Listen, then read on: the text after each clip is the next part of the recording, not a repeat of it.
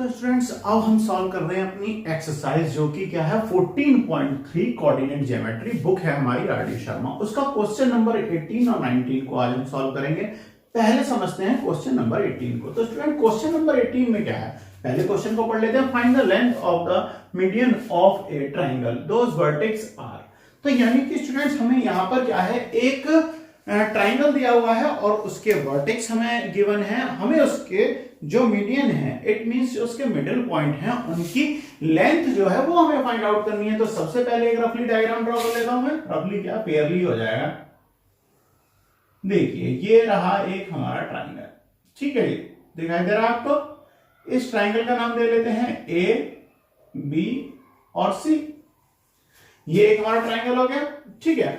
अब इसके साथ में क्या कर लेते हैं स्टूडेंट, ए बी सी, इनके कोऑर्डिनेट्स हो गए, हम नाम लिख लेते हैं। ए की वैल्यू क्या है, -1 और 3, ठीक है। बी की वैल्यू क्या है, बी की वैल्यू है आपकी 1 एंड -1 और सी की वैल्यू है 5 एंड 1, यानी सी के कोऑर्डिनेट्स क्या है 5 और 1। देख लिया, ए के कोऑर्डिनेट्स -1 3, बी के कोऑर्डिनेट्स +1 -1 एंड सी के कोऑर्डिनेट्स क्या है 5 एंड 1। अब स्टूडेंट हमें क्या करना है, हमें निकालना है कि इसके एक मिडिल पॉइंट यानी मीडियन निकालेंगे। मीडियन ए बी का मीडियन क्या हो जाएगा, यहां पे हो जाएगा, और ए सी का मीडियन हमने माना यहां हो जाएगा, और बी सी का मीडियन हो जाएगा यहां। तो स्टूडेंट हमें करना क्या है, यहां पर इनकी लेंथ बतानी है, यानी मीडियन की लेंथ क्या होगी। अगर हम इन्हें क्या मान लेते हैं, अगर इनका मीडियन के अगर हम पॉइंट मान लेते हैं, कौन कौन से हो गए, ए बी सी हो गए, इसे मान लेते हैं डी, और ये हो गया आपका ई, और ये हो गया आपका एफ। यानी कि इनके जो मीडियन जो आएंगे, आपके मिडिल जो पॉइंट है, अगर इसे ए से डी तक आप मिला दोगे, यानी इसकी लेंथ पूछी है और ए से डी तक की लेंथ पूछी है, और इसी प्रकार ई से लेके सी तक की आपकी लेंथ पूछी गई है। तो स्टूडेंट्स निकालते हैं सबसे पहले से। तो हम क्या करेंगे, सबसे पहले हम निकाल लेते हैं लेट, लिखते हैं, थोड़ा स्टेटमेंट बनाते हैं, लेट ए डी, इसमें से क्या हो गया, ए का क्या हो गया, डी हो गया, या हम कर लेते हैं ए एफ, ठीक है ना, B D and E C be the median of the triangle A B C. यानी कि ट्राइंगल ए बी सी के मीडियन यानी कि मिडिल पॉइंट क्या है, उनके मध्य बिंदु क्या है, आपका ए डी का क्या हो गया, ए सी का क्या हो गया डी, और ए बी का क्या हो गया ई, और बी सी का क्या हो गया एफ। तो सबसे पहले तो स्टूडेंट हमें निकालना पड़ेगा कि कोऑर्डिनेट ई के क्या है। तो सबसे पहले देखते हैं कोऑर्डिनेट्स ऑफ ई। ई के कोऑर्डिनेट क्या हो जाएंगे, ए और बी, इसका मध्य बिंदु हो गया ई, तो ई के कोऑर्डिनेट्स क्या हो जाएंगे, आपको पता फॉर्मूला कौन सा लगेगा, एक्स के कोऑर्डिनेट्स के लिए x1 + x2/2, और इसी प्रकार से स्टूडेंट y के लिए क्या हो जाएगा, y1 + y2/2। यही आपका कोऑर्डिनेट्स का फॉर्मूला लगेगा x के लिए, ठीक है ना, और y के लिए। तो ई के कोऑर्डिनेट्स मैं निकालना स्टार्ट कर रहा हूं। तो यहां से आप देखिए ई के कोऑर्डिनेट्स क्या हो जाएंगे, ई के कोऑर्डिनेट्स क्या हो जाएंगे, x1 की वैल्यू क्या हो जाएगी -1, यानी कि क्या हो जाएगी -1, ठीक है। अच्छा जी, -1 होगी, प्लस x2 की वैल्यू क्या है, x2 की वैल्यू है 1, अच्छा, /2, ठीक है। इसी प्रकार से y के कोऑर्डिनेट्स क्या हो जाएंगे 3 + -1/2। तो यहां से आप देखिए स्टूडेंट, तो इसके कोऑर्डिनेट्स क्या आ जा रहे हैं आपके, देखिए प्लस माइनस क्या हो जाएगा, माइनस हो जाना है आपका, प्लस और माइनस क्या हो जाएगा आपका, माइनस हो जाएगा, plus minus minus equal to क्या होगा, 0/2 इक्वल टू 0 हो जाएगा, और यहां पर ये वैल्यू 3 और -1 इक्वल टू क्या हो जाएगा, 2/2 इक्वल टू क्या हो जाएगा, 1 हो जाएगा। यानी कि ई के कोऑर्डिनेट्स क्या आ गए हैं, 0 एंड 1। तो ई के कोऑर्डिनेट लिख दो, मैं ई के कोऑर्डिनेट लिख देता हूं कि क्या आ गया आपके 0 एंड 1, ठीक है, हो गया जी। अब स्टूडेंट बिल्कुल इसी तरीके से आपको क्या करना है, नेक्स्ट जो आपकी साइड है, नेक्स्ट साइड कौन सी है, ए सी ले लेते हैं, तो इसका कोऑर्डिनेट क्या हो गया, डी हो गया। तो यानी कोऑर्डिनेट्स ऑफ किसके, डी के। डी के अगर हम कोऑर्डिनेट निकालते हैं तो स्टूडेंट फॉर्मूला सेम लगेगा, x1 + x2/2, y1 + y1/2। तो डी के जब हम कोऑर्डिनेट्स निकालेंगे तो क्या हो जाएगा, -1 + 5, यानी -1 + 5/2। तो -1 + 5 क्या हो जाएगा, 4/2 इक्वल टू क्या हो जाएगा 2।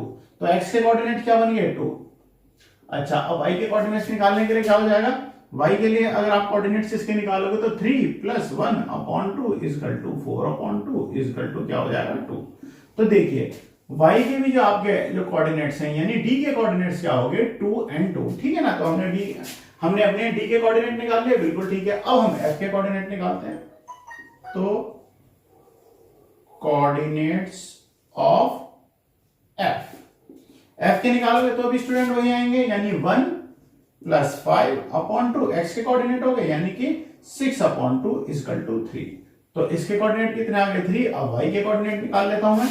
तो y के कोऑर्डिनेट क्या आ जाएंगे इसके अकॉर्डिंग, -1 + 1/2 = 0/2 = 0। तो यानी ये जो वैल्यू आपकी बन जाएगी स्टूडेंट, ये क्या बन जानी है आपकी, ये वैल्यू आपकी बन के आ जाएगी कौन कौन से हो गए आपके, हाँ ये वैल्यू आपकी बन जाएगी 3 और 0। तो स्टूडेंट क्या हो गई 3 और 0, ये कोऑर्डिनेट क्या आपके आ गए 3 और 0। देखिए तीनों कोऑर्डिनेट जो इसके मिडिल पॉइंट जो है वो हमने निकाल लिए हैं, ठीक है ना। अब हमसे पूछा था लेंथ ऑफ द मीडियंस, तो मीडियंस की लेंथ क्या हो जाएगी, लेंथ कब निकलेगी आपकी, जब आप लेंथ निकालेंगे ए और एफ की, बी और डी की और ई और सी की।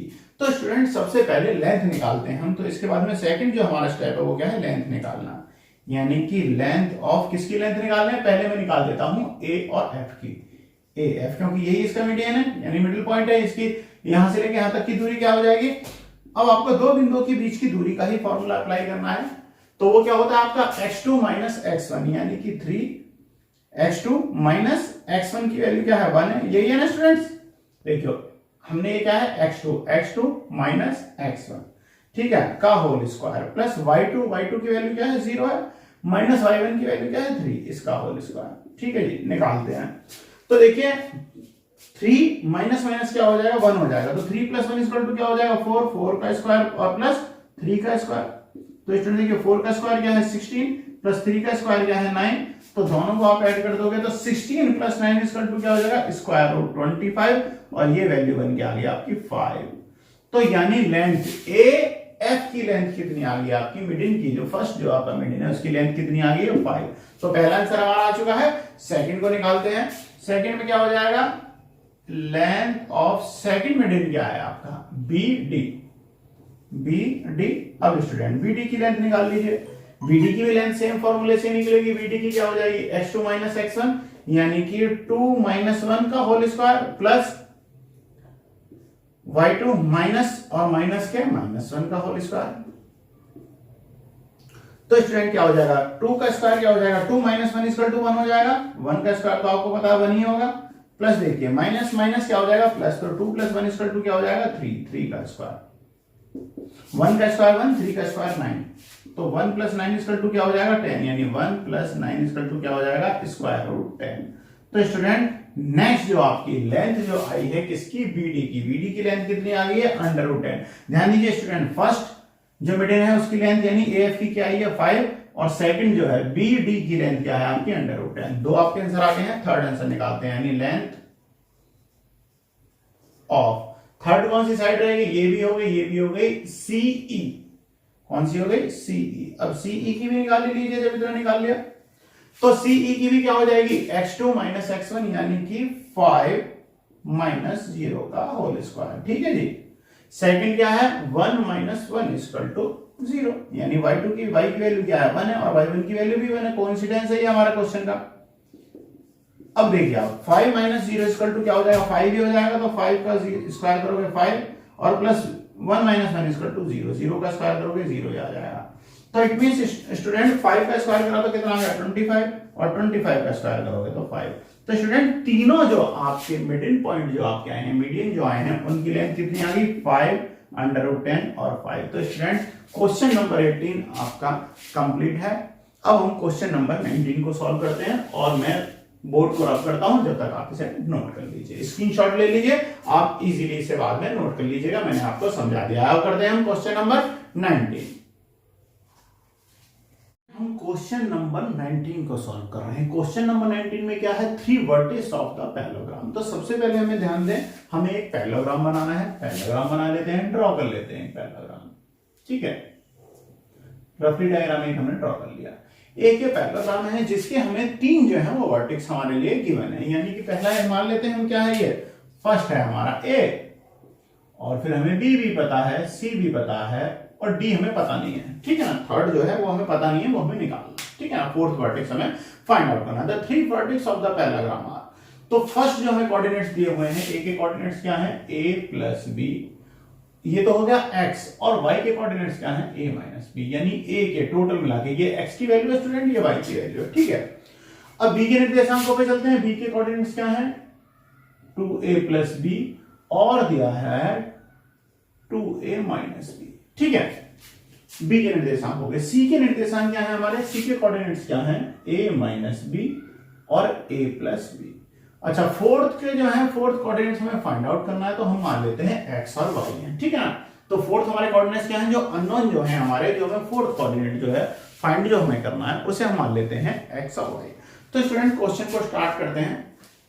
अब हम क्या कर लेते हैं, एक छोटा सा स्टेटमेंट बना लेते हैं। अच्छा स्टूडेंट, हमें एक चीज का जरूर पता होना चाहिए कि जो इसके डायगोनल जो होते हैं, डायगोनल एक दूसरे को बाइसेक्ट जिस पॉइंट पे करते हैं, तो वो पॉइंट दोनों के लिए, दोनों डायगोनलों का जो होगा वो क्या आएगा, इक्वल आएगा इसके लिए, ठीक है ना। तो पहले मैं एक स्टेटमेंट बना ले रहा हूं, सिंस, थोड़ा बना लेते हैं हम, ठीक है ना। Since the diagonals of parallelogram, ठीक है ना, पैरेललोग्राम बाइसेक्ट ईच अदर, ठीक है, क्या होगा, बाइसेक्ट ईच अदर।